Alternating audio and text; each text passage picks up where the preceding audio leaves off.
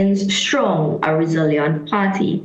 I mean, to be able to go through your internal processes, to go to our party membership first, seek their mandate, get their blessing, and invigorate our party's membership ahead of a general election, I think is something that we should be able to be proud of. When you look at the clips, you listen to the commentary, you know that democracy is alive and well within the United National Congress. It is important for us to understand that what we're suggesting is a politics of the future. It is a politics that brings the membership of the party, brings persons who are card-carrying members of the United National Congress into the decision-making process, saying that your voice matters, your voice is important, and your mandate going forward is critical to the functioning of the United National Congress. So I think, that is a call. I can't really understand how anybody is disagreeing with it. Well, the executive members might argue to call for this internal at this point in time would take away from the bigger focus, which indeed would be the general election, whether it's called early in 2024 or it's due date 2025. What do you say to those who are suggesting, you know what, let's focus on the bigger picture, which is indeed the general, and let's leave this internal, at least leave it where it is for now? Well, the thing about that is that the United National Congress will celebrate its 35th birthday at the end of April. Trinidad and Tobago is a young democracy. We are all in the business of stamping our space in the political landscape, nationally, regionally, and internationally. And so we get to decide as Trinidadians and Tobagoans what we want to see going forward. There is a system within the United States, the primary system, where you go through rigorous public internal screening, and then each of the political parties bring forward a candidate who would have gone to their base in the full view of the national public to create an atmosphere that puts policy first. What are you thinking? What are your thoughts on various issues going forward? And so that by the time you face an electorate, by the time you come to a general election, you have a clear position on many issues. You've ventilated your points of view. And then you go to what hopefully is a more informed public, making a decision based on policies that affect our day-to-day lives. I think Trinidadians and Tobagoans have been calling out for a new type of politics, a new space where even if a political party is ventilating their policy positions in the full view of the public, that shouldn't weaken an institution. It should only strengthen an institution. You said it there, whether or not a general election is called early or next year. The fact of the matter is, Trinidad and Tobago is now under a space where we're looking at constitutional reform, where the United National Congress itself had put forward a space for fixed dates for elections.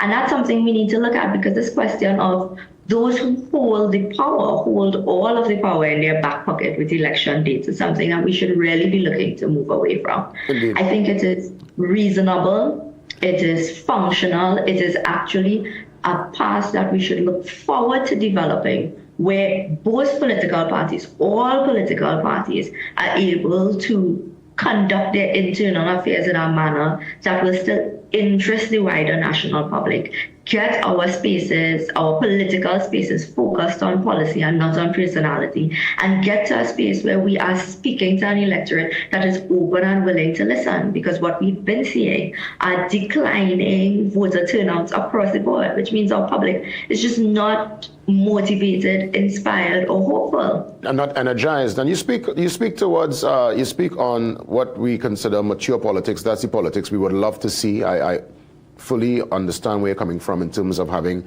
a set date for the elections, for us to reach a place where, yes, some of these internal struggles could play out in the public domain and there are no repercussions, but unfortunately we would have seen across both sides of the divide, when people step out and they bring this particular concern, any concern, to the public domain, their particular placement or treatment is less than complimentary. I'm actually looking at what the opposition leader said. Your leader, she would have mentioned wannabes, cowards, and outcasts.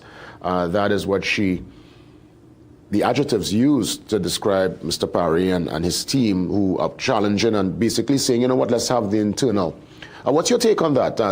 I mean, clearly you're supporting Mr. Parry. Do you see yourself in that kind of light? What's your take on the words there? She said, wannabes, cowards, and outcasts. What's your take on that? I think that, political peacock is part of the course, and how persons respond is just from their perspective. I think the call for internal elections remains a brave call. It is a call that focuses on the strengths of our party. It focuses on the question of building.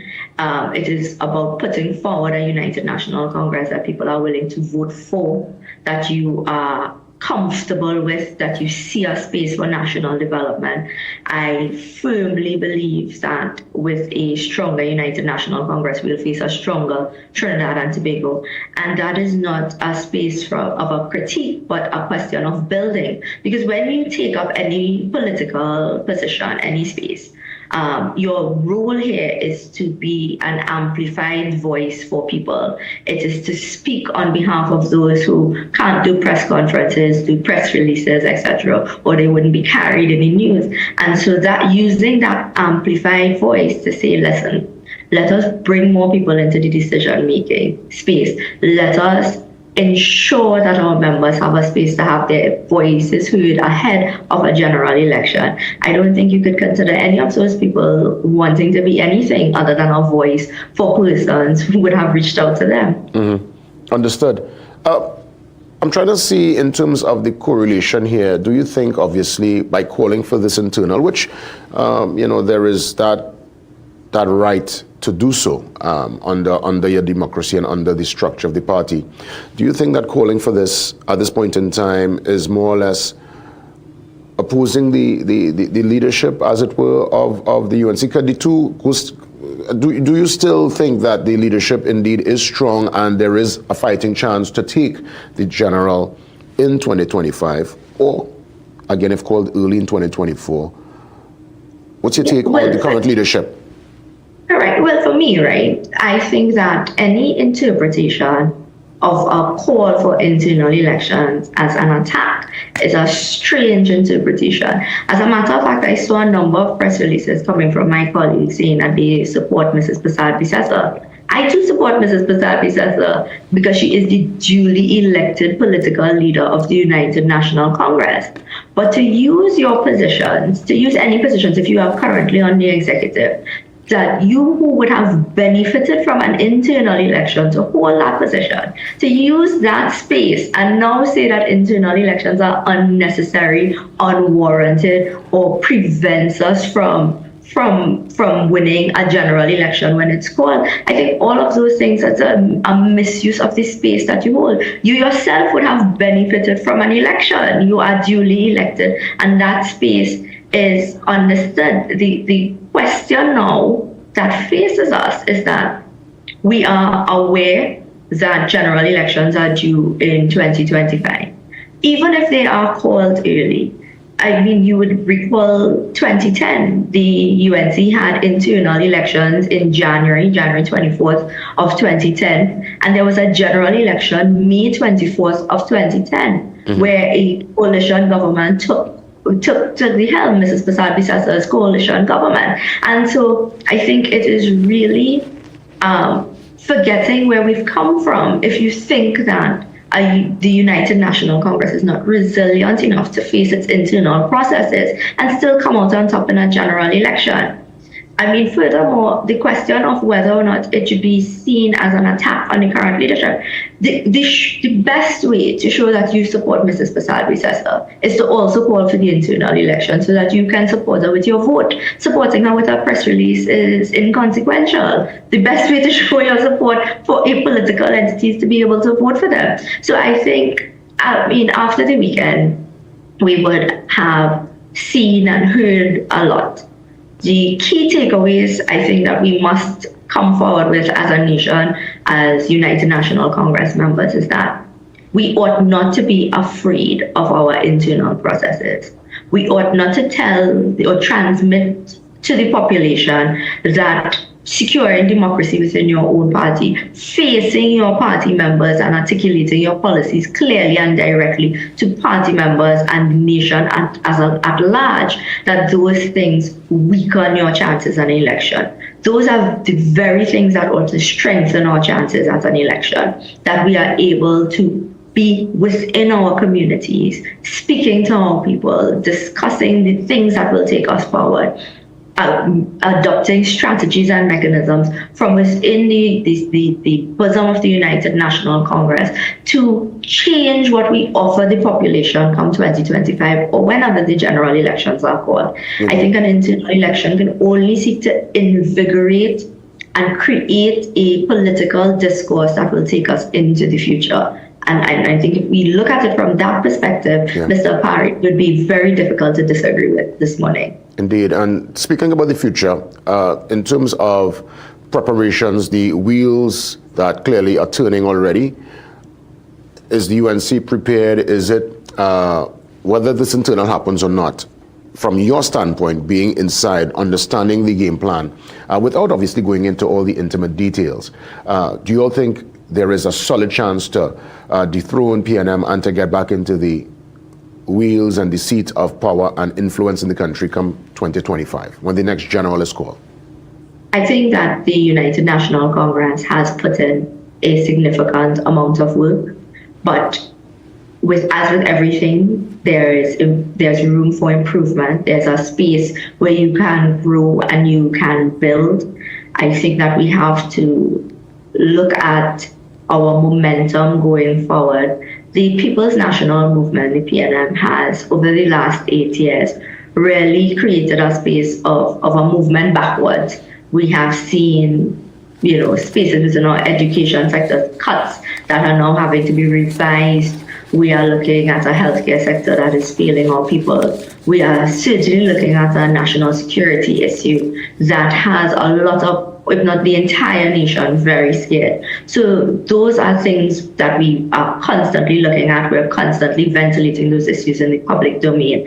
And certainly, an internal election does not prevent us from ventilating those issues, because the two can coexist, as we also must put forward to the population what the United National Congress will do differently, what we intend to do better, what difference we will make, because that is the whole point of holding any political position, that you make a difference in the lives of people, and that is what we will be going forward with. And indeed, when we look at your political career thus far, you are part of the new generation where people call for young, fresh, energetic leaders to step up. You have done just that. Your voice is a strong one. Are you concerned at all after coming out and speaking in this manner this morning? And of course, just expressing really what should take place, in an ideal scenario. Are you concerned at all about your political career and what we would have seen in the past, where people sometimes speak out and the way they are dealt with after is sometimes very, very unfortunate? Are you concerned at all? I mean, listen, I took up my role as a young politician not to sit here and just become an old politician. I took up my role because I believe in national development. I believe there is a space to do very good work for national development. I believe that the United National Congress remains a strong vehicle for change within our nation, for good, positive change within our nation. And so I am using my voice for good, positive change within my own institution, because that is the way I see us developing Trinidad and Tobago, that wherever you're planted, wherever your seed is planted, and wherever you have a chance to make a difference and to use your voice to make a difference, you ought to take up that responsibility, and you have to take up that responsibility bravely. Do I know if there would be consequences? I can't say that for sure, but I'm willing and very prepared to accept any consequences of my decision to speak up, because there is no point in taking a position as an advocate to then be silent. Understood. Any closing remarks? Anything you want to mention before we wrap things up officially this morning? Yeah, I would just like to say, speaking to the members of the United National Congress, those persons who would have take on membership forms, come to my office to get membership forms, and you believe in the vehicle of the United National Congress, anyone that is trying to tell you that our internal processes will bar us from winning a general election is saying that we are not resilient, that we are not strong. And I disregard that completely and wholly. The United National Congress has put on a good showing as an opposition, and we ought to prepare ourselves very strongly for governing this country and taking our country forward. So I look forward to participating in the democratic process internally and externally as we face a general election in 2025. Anita Haynes Allen, as always, a sincere thanks. You're always welcome, and we'll hopefully touch base again soon. Have a great one. Thank you again. Everybody have a great week. And to the Christian community, we are in the Holy Week, so I extend my greetings to the Christian community this week as well.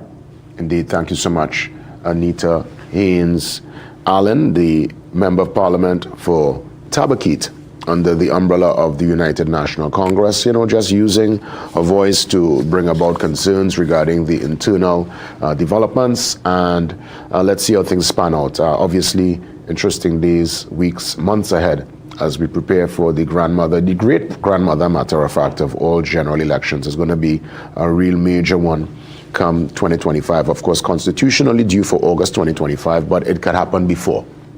You never know. Just buckle a seatbelt, TNT. It's going to be a very interesting ride. Let's take that pause. We come back. Much more before.